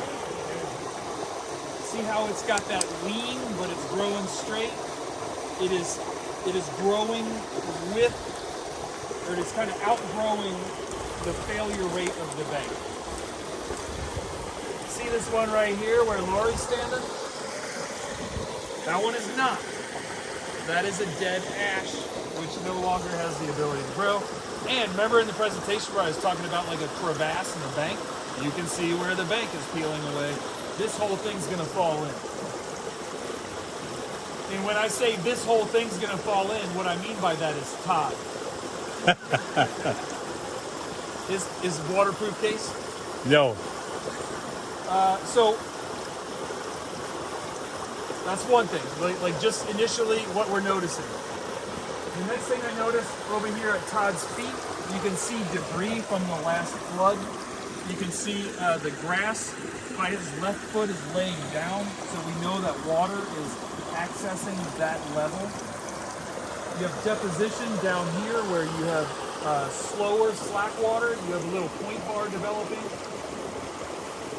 So in the grand scheme of things, you have a quick meander where the sheet's turning to the right, and then down there it's turning to the left. That's a point bar, which means the deeper water would be on the right. The hydraulics we discussed of how wood forms a channel. This wood is helping the water get up and out, which is how you would dissipate energy. It's also causing a very deep hole right here by the plunging nature of the water and the head pressure. You can tell because right there is a bar of gravel, which means the particles being moved by this stream right in that plunge pool are that big because they're being harvested out, and then the stream doesn't have the energy to carry it beyond that location. So this is going to be a deep pool with nice gravel in it. So again, if you're thinking about the ecosystem, you will have lots of surface area for bugs and algae and fish spawning and all sorts of stuff. Somebody asked about this bank. What do we need to do about the bank?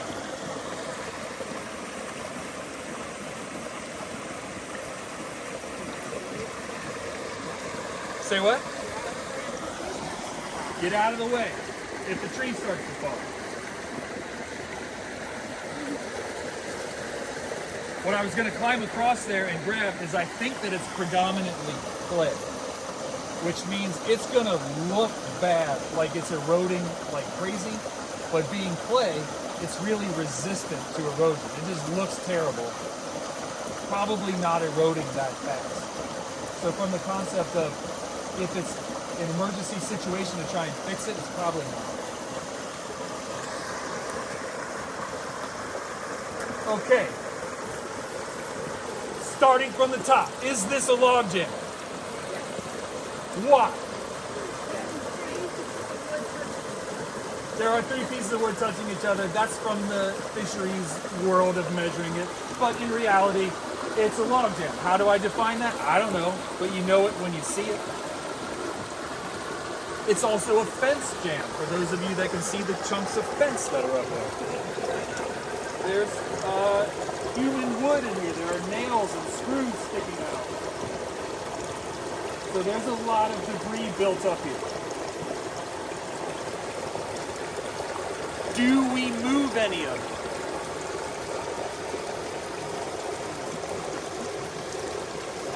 I wouldn't in this case. If this was navigable, maybe. I got a lot of no's, and then I got a in this case. And what is about this case that means we don't have to move this wood?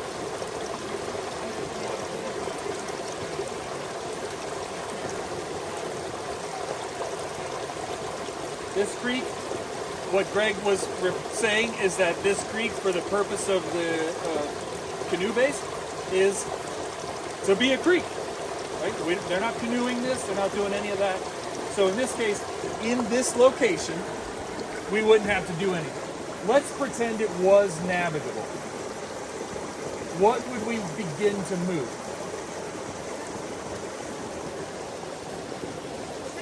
The center. So an obvious thing that catches my eye is this chunk of human stuff, like this dimensional lumber with screws. I'm going to want to get that out. I'm going to want to be very careful because it's deep and fast flowing, and up here I can get pinned against the wood. What about this one? Am I allowed to move this one? Yes. Why? It's not anchored. It's not embedded and it's not connected to the bank. So this is one of the ones where I don't need a permit to move this log. Nor that one, nor that. What about that cedar that I'm standing on?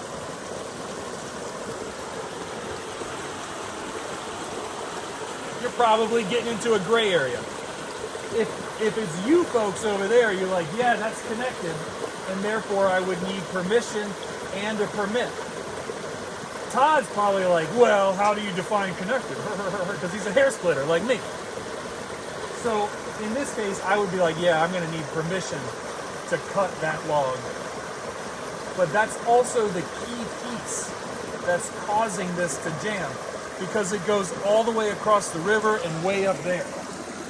The river cannot swing this to be parallel with flow. It's too big. Same as that tree, that ash tree down there. So if we had permission, you could take out most of this stuff on top of the cedar tree without needing a permit. That may not create navigability because you're going to take the head pressure off, which means you're going to lower the water, which means that might even be dry.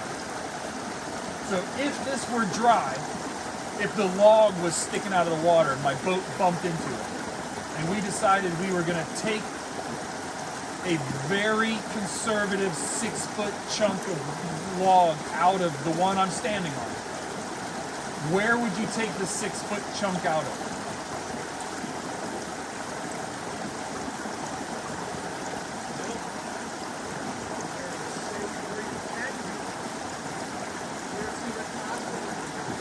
So here's where we start to get into, there's no right answer.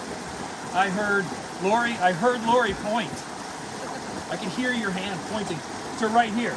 I heard someone say in the center. I also heard where it's safe to do it. It is less safe over there than it is over here. And it's safer over there yet. But if this was navigable, where's the river going to push my boat if I'm coming downstream? Over there. So you have to balance how you're doing it with how quickly people are coming around the bend, how much time they have to react. If I'm coming around a really hairpin turn bend and I cut on the inside, I got to paddle really hard to get over there. So this is a case where, to me, landowner permission is key, and then you could really work with, if you cut a small chunk out of there, the roots aren't moving because they're still attached. You leave as much of the rest of the tree whole over here on the bank, so they're not moving, which means you're not contributing to the next log jam downstream. What I cut out, I might try to tuck in back here so we're still leaving it in for the fish and the bugs and the frogs and the turtles and all of those things. Question?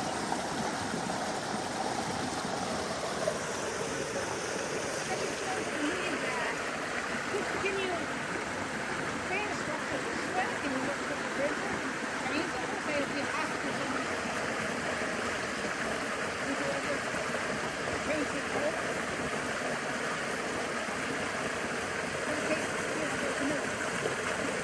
The question was, would we ever change sort of the hydraulic path on the upstream side to accommodate getting canoers over here? We could. And in particular, if this project was, I'm going to fix this erosion site, you could create a structure to use all of this wood to create sort of Josh, what's the term I'm looking for? Revetment. Like a tree revetment up against the bank that would dissipate the stream's energy when it hits the bank, but then you open this up, you're leaving all the wood in, you're going to lose your hole, the depth of this pool will fill in because you don't get the plunging anymore. But there are ways that you could reuse the existing material, leave it in the water while accomplishing two goals: fixing the erosion site or reducing the quantity of erosion and creating a different flow path for the canoe.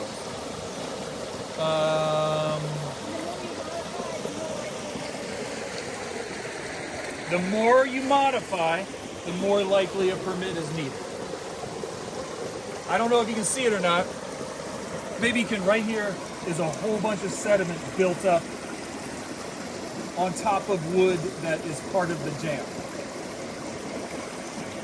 Is this wood embedded in the stream bottom because of that?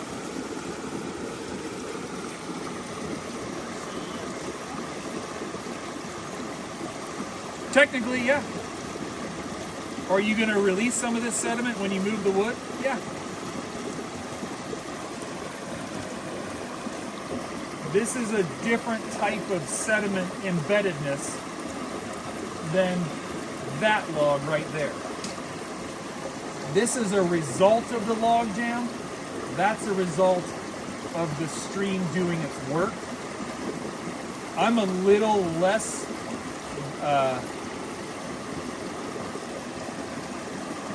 I'm less likely to flex the regulatory muscle on this embeddedness than I would be that log. Because that has to do with the stream bottom. Yeah, this one here. And I'm just pretending it's totally embedded all the way across. That has to do with the stream bottom. This is a result of the hydraulics of the jam. So I'm less likely to be like, thou shalt not about this than I would be that. Because that's holding the stream stable in its bottom.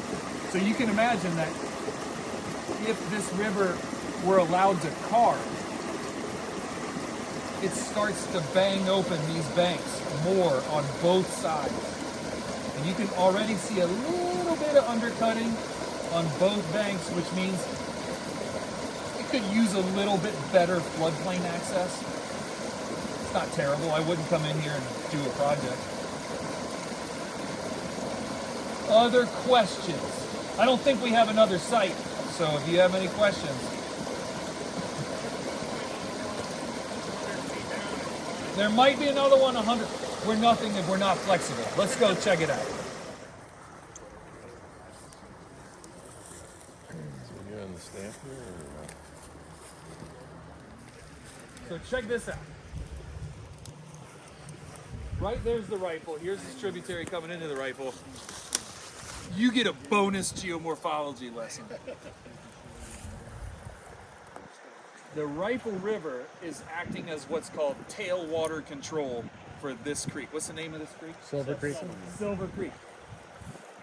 The Rifle River is tailwater control of Silver Creek. What happens in the Rifle manifests upward into Silver Creek. When you change the slope of a river by decreasing the slope by tailwater control, in order to balance the sediment transport, your meander pattern becomes more tortuous. And look at this bed. Look at this bed! Beautiful. I mean, like, this is a meander. Just 100 yards upstream, we're outside of that influence, and you don't see this. Just this last little tail end, it has changed its slope, and it's facilitated by probably downstream migration of sediment on that point bar on the riverside. Bonus. Woo! So this meander is here because of that, where it's going. Because of the elevation of the river. If you go back on Google Earth and you look at dams, and you say, "Oh, here's this river," and go through air photos, and you look at the upstream end of the impoundment. Boom! Here comes this dam. If you watch the upstream end of the impoundment, the river coming in will start to, and then it gets like this, because it doesn't have anywhere to put its sediment that it's transporting. So it makes these huge meanders, which is then why when you take a dam out, it goes whoosh, and it cuts right through it in like a straight line because you've given it its slope back. So the Rifle River is controlling the slope of Silver Creek in this little area, which is why you get this big meander. And this deposition, it doesn't have the energy anymore to take this on out. So will it close up eventually? Depends on how much force of stream there, force of flow? At high flows, so there's no woody vegetation growing on this. Doesn't even have much perennial vegetation, herbaceous vegetation. This is probably lower than bankful flow, which is the channel forming flow, but it only deposits in here on high flows. So if it were to continue to do this and make this meander way out there, eventually it will be, it'll tip the scale a little too far in the equilibrium, and it will have more power than it needs to make this big bend, and it'll cut that off. Because this will grow with it. And then it'll just leap for it, and it'll cut it, and it'll start again. And we're talking thousands of years, but we're not going to see that. Walt Disney might get to see it because he'll come back after cryogenics. No, go ahead. Were you working in your current job when they removed the Stronic Dam off of the pond? I was not, but I've watched a lot of the research coming out of that. Yeah. And it continues to pump sand into Tippy. Tippy? It continues to pump sand into the next impoundment downstream. Yeah. And it's dynamic, it moves. Okay, wood. I'd call it a log jam.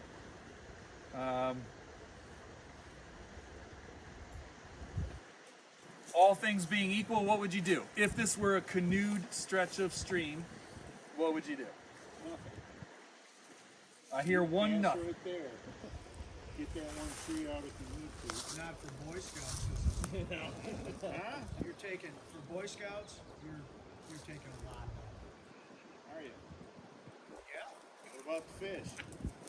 So depending on the flow regime here, I would agree like maybe this guy or gal, I don't know the gender of the wood. Those right there.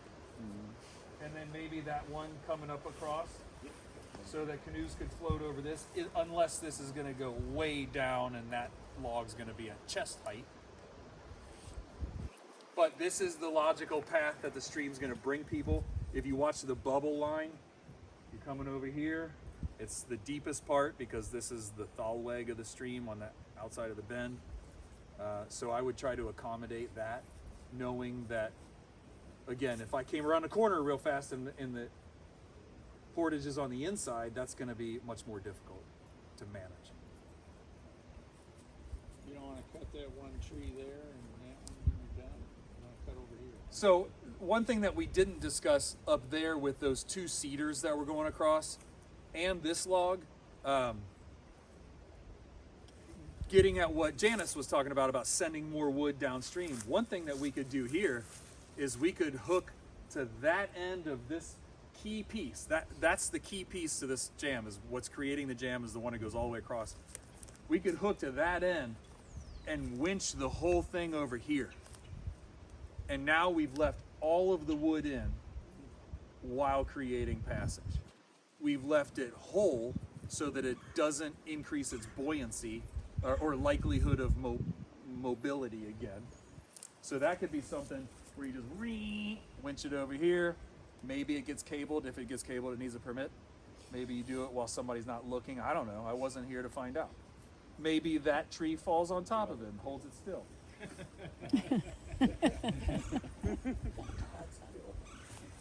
Anyways, you could winch. Same with those cedars over there that were the key pieces. You could have winched the crowns of the tree upstream and lined the eroding bank, left all the wood in, and let the river go through without being completely blocked by the channel. The winches are like $800. They're heavy, but they're really, really powerful. And so you can do a lot of work with that. You would just chain to one of these trees, run your cable across, pull it, and you're done. Was it like the chainsaw winches you're talking Yeah, about? it fits onto a chainsaw engine. Yeah. There are other ones that are like a 5 horsepower backpack, a 5 horsepower engine on a backpack with a pulley system that run rope. And they're effective too. The rope gets heavy when it's wet, but. Yeah. Other questions? If this were on a designated portion of the natural river, and you said, I'm gonna go remove that log jam, what would you do first? Talk to you. And maybe? Talk to you. Both of those are good? What's that? Property owner. That's good too. That's very good. Both, yes. One thing that I would love is if you just took a picture of it and emailed it to me, because I'm on the rifle, I do the administration. If you took a picture of it and emailed it to me, and then take a picture of the finished product, we can have a dialogue about whether it was too much, not enough, what the results were. But then, inevitably, when somebody calls me and says, those scouts are up to it again, I can see what it was, right? And that way, there is no hearsay of who was right or wrong. It was all part of a discussion. Yes, sir. Could I just ask, what are some of the potential bad consequences for doing something wrong for somebody who makes the wrong choice? Like, what are the penalties? I know you don't implement them, but if say somebody did something very inappropriate that you disagreed with, what is your course of action for that person? Do you refer to upper scales of DNR for, I don't know what the right word is, a penalty or a fine or what? That's a sliding scale, right? Okay. So that's a sliding scale that if you cut this tree without landowner permission, it's technically trespass. That's, I believe, can be enforced as criminal law. I believe you can be written a ticket for it, right? And maybe there's restitution. I don't know. If you have the landowner's permission and you cut this tree and you needed a permit, with Eagle, you would have to pay for an after-the-fact permit, which is twice the cost of the application. From Natural Rivers, we don't have a permit fee, so it would be twice zero, which I don't know if you have kids and you've watched how they're teaching math these days. I think 2 times 0 still is 0. I'm not sure.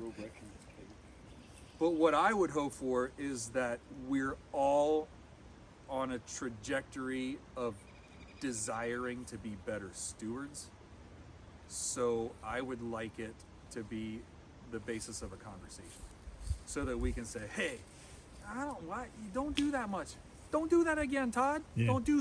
Take half as much and see if it works, right? And I understand that it's easier to take more the day you're all there with chainsaws, but sometimes it's more than necessary. Not implying anybody on this river does that, or any river.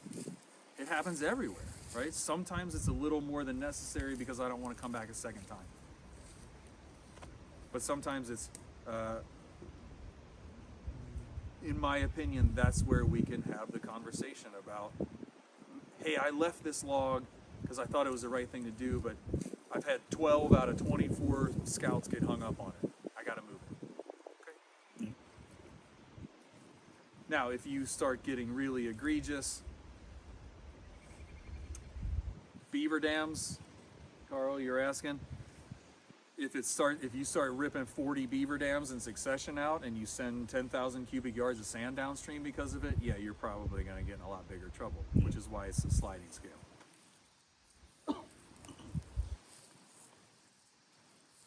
So in the natural rivers designation, you could, with that, then in our section, part of it is, I could just call and say, here's a photograph, I'm going to send you a photograph of what we plan to do here, and that's it. And then you would probably respond saying yes or Yeah, you no. could, and I get it all the time. I mean, I get it from people that want to build a house. Do I need a permit to do this? And then we can have a discussion about, what do you intend to do? I see a picture of the log jam where you could draw a little picture. We're going to take this V notch out of the middle of the jam. And then I could say, save my email as authorization that you did not need a permit. And then if anybody hears the chain, you'll be surprised what a running chainsaw will do to bring people in, like, what's going on my river? And then you can say, look, I spoke with the Natural Rivers folks, and what I'm doing is exempt. So I can't promise you that you won't, but if it's light-handed enough, it could be that you will. Would you come in, like, we have a section that looks like it could have trout habitat if we did some work on it, but it's not in the designated area. Would you people then wouldn't come out and take a look at it and say, oh, you should put some structure here, or? If it's a fish habitat structure, I would defer first to the biologist, which you mentioned in your rivers, Yeah, John, yeah. right? So I would want John to look at it, because in my role as the habitat management unit, we are technical support to our biologist. I will never usurp his management goals. If he wants more trout in that area, and he talks with his supervisor, Sarah, and they say, we want to increase the wood density by 50%, then I can say, here's how to do it without risking some instability issues or anything like that. But the goal of the management would remain as local as possible.